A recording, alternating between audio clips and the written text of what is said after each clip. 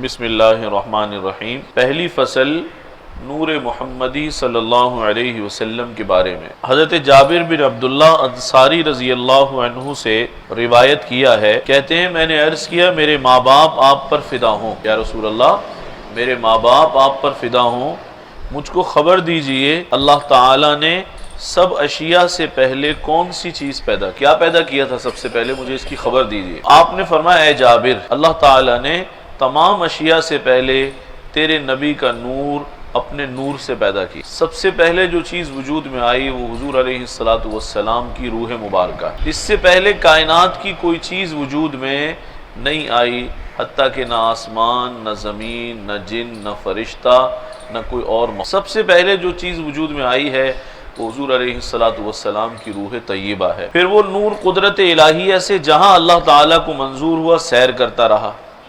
اب ذرا سنیے گا، یہ معلومات میں سے بڑی اہم معلومات۔ اس وقت نہ لوح تھی، نہ قلم تھا، اور نہ بہشت تھی، نہ دوزخ، نہ فرشتہ، نہ آسمان، نہ زمین، نہ سورج، نہ چاند تھا، اور نہ جن تھا نہ انسان تھا۔ حضور علیہ السلام کی روح طیبہ کو پیدا کیا گیا تو اس وقت کچھ بھی موجود نہیں۔ پھر جب اللہ تعالیٰ نے مخلوق کو پیدا کرنا چاہا تو اسی نور کے 4 حصے کیے۔ ایک حصے سے قلم پیدا کیا، دوسرے سے لوح کو پیدا کیا، تیسرے سے عرش کو پیدا کیا، اور پھر فرما رہے آگے جو چوتھی چیز ہے وہ طویل ہے، کیا کیا باقی چیزیں بنائی۔ فرمایا اس حدیث سے روح محمدی کا اول الخلق ہونا ثابت ہوا۔ آپ کی جو روح مبارکہ ہے سب سے پہلے بنا دی گئی، لوح سے بھی پہلے، قلم سے بھی پہلے، آسمان، زمین، جنت، دوزخ، فرشتہ، جنات، انسان کچھ بھی نہیں تھا۔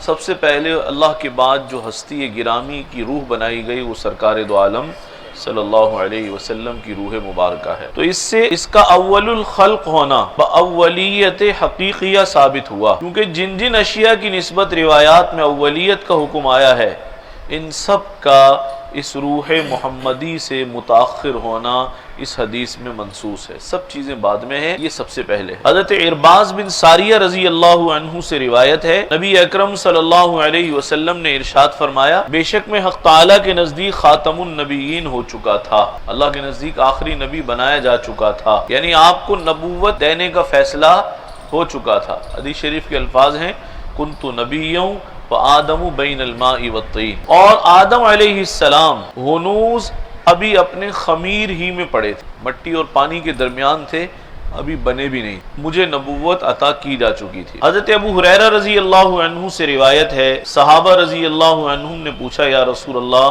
آپ کے لیے نبوت کس وقت ثابت ہو چکی تھی، کب نبوت دی گئی آپ نے فرمایا جس وقت میں آدم علیہ السلام ابھی ہنوز روح اور جسد کے درمیان میں تھے، روح ڈالی نہیں گئی تھی، جسم بنا نہیں تھا، اس کے درمیان تھے ابھی، یعنی ان کے تن میں جان بھی نہ آئی تھی، اس وقت میرے لیے نبوت ثابت ہو چکی تھی، میں نبی بنایا جا چکا تھا۔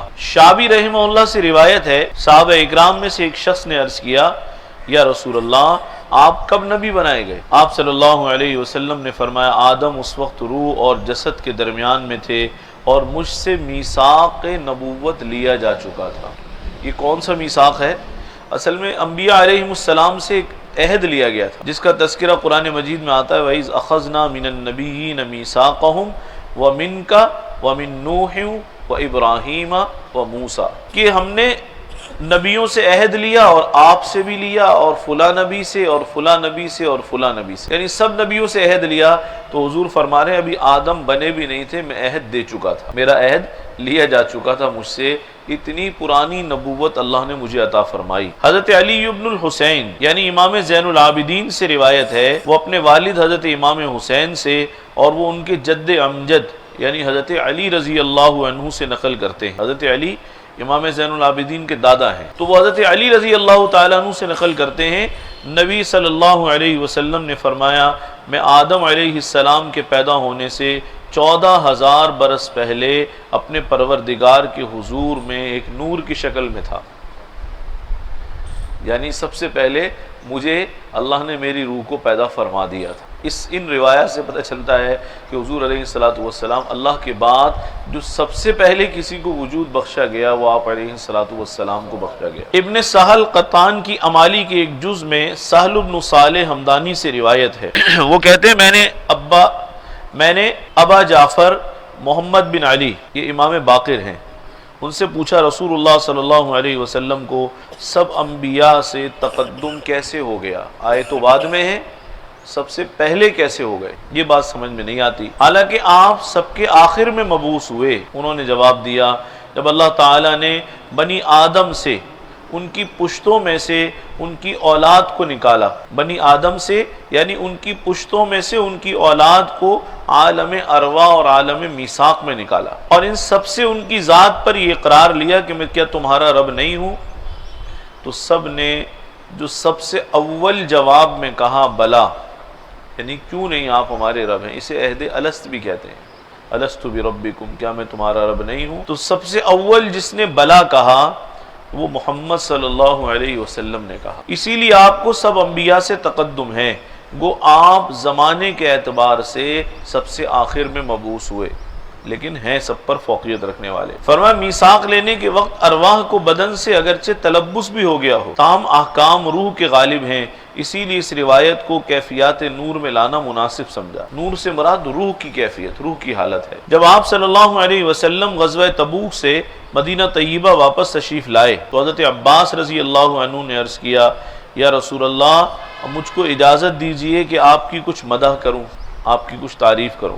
آپ صلی اللہ علیہ وسلم نے ارشاد فرمایا کہو اللہ تعالیٰ تمہارے منہ کو سالم رکھے۔ انہوں نے آپ کے سامنے یہ اشعار پڑھے جن کا ترجمہ یہ ہے زمین پر آنے سے پہلے آپ جنت کے سایہ میں خوشحالی میں تھے، نیز ودیعت گاہ میں جہاں جنت کے درختوں کے پتے اوپر تلے جوڑے جاتے تھے، سو جب وہ سب کچھ وہاں تھا تو آپ بھی وہاں موجود تھے، آپ بھی وہاں موجود تھے۔